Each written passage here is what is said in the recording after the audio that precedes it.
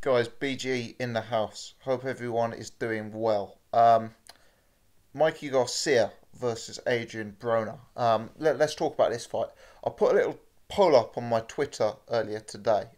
Twitter is at Boxing Gossip for anyone who wants to give me a follow. And I put a poll up and I said, which video should I do today? Should I do George Groves versus Jamie Cox, a preview?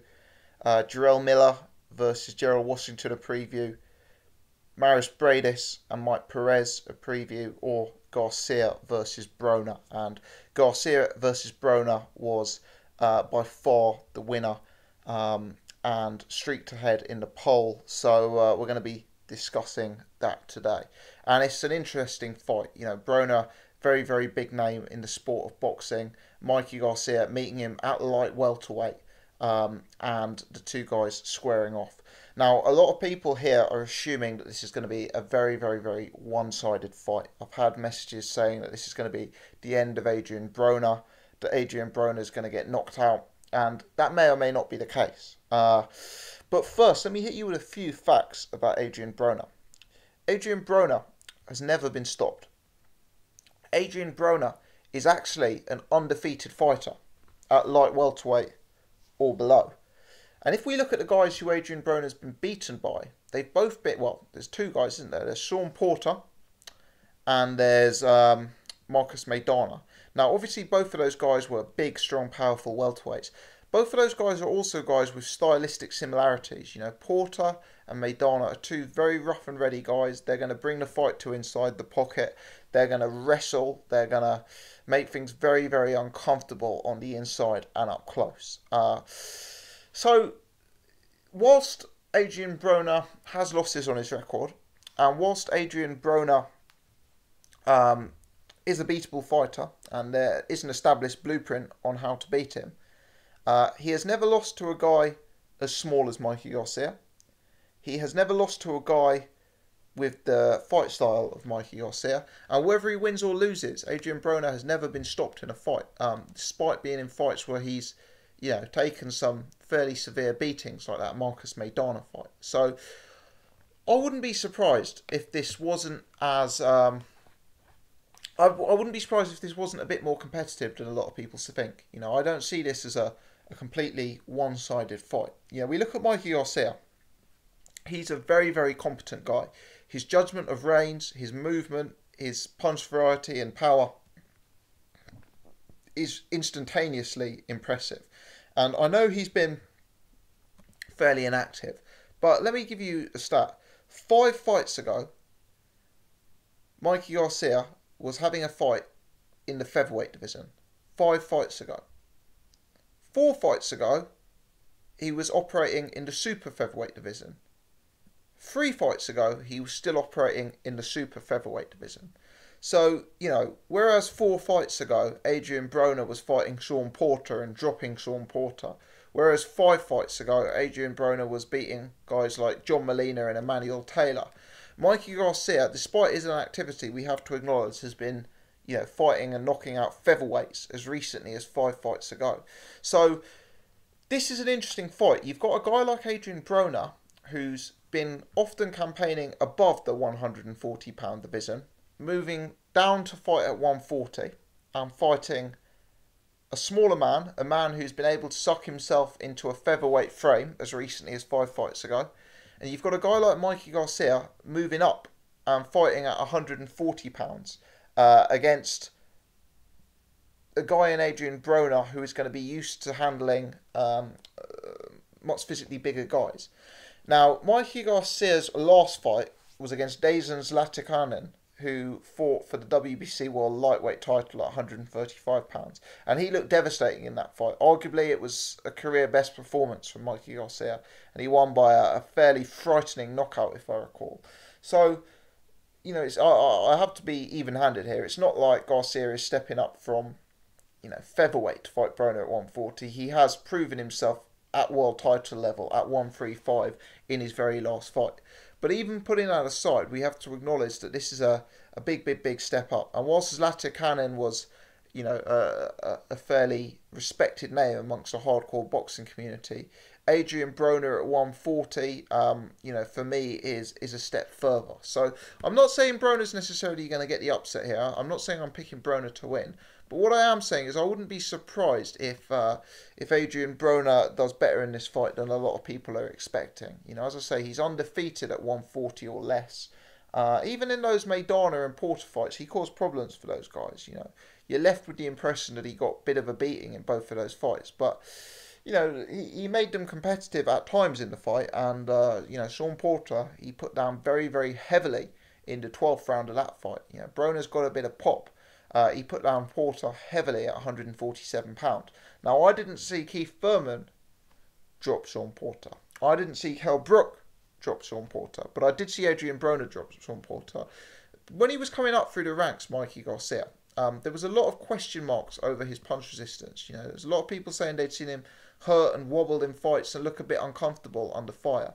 Now, he's clearly a more mature fighter at this stage. He's got a lot of experience under his belt, etc. So I'm not saying I expect Adrien Broner's power necessarily to be the defining factor in this fight. But don't be surprised if you see Adrien Broner able to have some effect with his pop in this fight. Because as I say, Garcia's moving up in weight. Broner, I believe, is moving down in weight from his last fight with Adrian Granados. And Broner's got a bit of pop, as I say, dropping Sean Porter, and there's a few other bits. He stopped Alec Verdiev, he stopped Ashley Fearfane. I know some people will debate the nature of those stoppages, but Broner is not a guy who is without power. Mikey Garcia is going to have a substantial advantage in this fight in terms of footwork. I think Mikey Garcia's footwork against Dazin Zlatikanen was one of the most impressive parts of that performance. It was just the way he was able to judge and control the range with his footwork. It was very, very subtle, slight, incremental edits to his footwork in that fight. You'll often see a fighter like you could say a James DeGale, for example, who throws a huge amount of lateral movement, dances around the side of the width of the ring, is a constantly mobile, moving target. That's not what Mikey Garcia does. He's a lot more economical. There's a lot less wasted energy in the movement. He's not rapidly circling and winding around the ring. He's taking small steps forward, small step backs, and he's shifting in and out of range. When he wants to throw his jab, he takes a step into the jab, and he times it so that you're at the end of his jab. When you're engaging on him, he will economically adjust his feet, go backwards, and he'll just be out of your range, making you miss without expending a huge amount of defensive movement energy himself. Now, Broner's footwork is a weakness. Broner's a good fighter when he gets his jab going. He's a good fighter on the inside. He's got some nice hook-uppercut combinations. But one thing he is not is a mover. He doesn't have fast feet. He doesn't have a great array of lateral movement. And I think a guy like Mikey Garcia could potentially establish a lead in this fight due to footwork primarily. I think his feet are going to be a lot more swifter moving around the ring than Broner, and I think it's going to mean that he's controlling the range a lot in this fight, which I think will be key in the early rounds. I just don't think this is going to be as easy work. I don't think Broner will fold. I think Broner's a very, very durable guy. I think Broner's got people don't like Adrien Broner, but I think he's got the heart of a lion. The way he stayed in that fight against Marcus Maidana against the odds, the way he was still throwing punches in the 12th round against Sean Porter when he was badly behind in that fight. Adrien Broner has got the heart of a lion, and I don't expect Broner to fold, like he did. Like a lot of people think he will against Mikey Garcia. I think the other thing to factor into this fight, is Broner. There's a lot of debate as to whether Broner actually is a defensive fighter or not. He tries to do the Floyd Mayweather shoulder roll, that type of Philly shell defense, that kind of thing, and it's a lot of people think that's wasted, and it's a lot of style with very minimal substance when it's coming from Adrien Broner. But what I will say is Broner is potentially an awkward fighter. He's potentially a fighter who's going to be giving you angles. He's going to have that shoulder up high. He's going to have that hand under his chin. He's going to be pumping a jab. He's going to be switching angles and coming in and out of range. Broner is potentially an awkward fighter, so it may be that Mikey Garcia cannot find his range quite as easily as he did against Dazin Zlatikanen, and it won't be just a case of him absolutely teeing off against Broner. Broner being from a higher weight class and potentially having a bit of power. And I'm not saying Broner is a world-class elite puncher by any stretch, but he carries some pop. Don't be surprised if that's enough to, that awkwardness, that pop, that size is enough to maybe give Garcia some concerns in the first rounds of the fight and means that he's slower to get into his groove. So I view this as an interesting fight. I really do. I applaud both men for taking it. I don't think either man needed to take it. I think Garcia could have continued at 135. I think Broner could have continued being a celebrity rather than taking another fight where he is going to be going into the fight as a substantial underdog. So I applaud both men for taking it. I think it's an interesting fight, and I do think it's a closer fight than a lot of people see it out there. Broner, I've always thought if he could have controlled his weight and if he could have stayed in the lower weight classes, he could have gone on to be a pound-for-pound top 10 fighter. I think he's got a huge amount of tools in his toolbox, despite the fact that I would acknowledge there are some weaknesses. Will Mikey Garcia be too much? The answer to that is probably.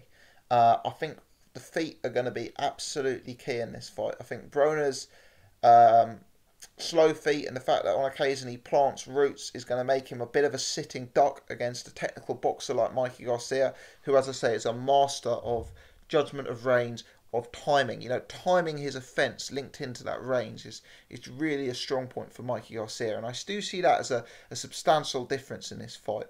Don't be surprised if Broner has spells of effectiveness in this fight, and don't be absolutely amazed if Broner's power potentially becomes relevant in this fight. Mikey Garcia's looked very solid. He looks like he's a very calm, composed fighter, and the fact he judges range and stays out of range so well is a huge defensive asset to his huge defensive string to his bow, if you like.